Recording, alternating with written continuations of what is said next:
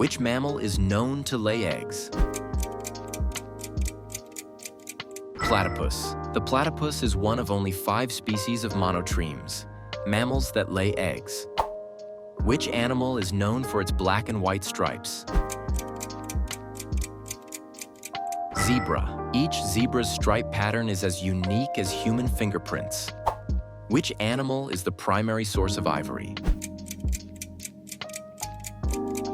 Elephant. Ivory trade has been banned in many countries to protect elephants from poaching.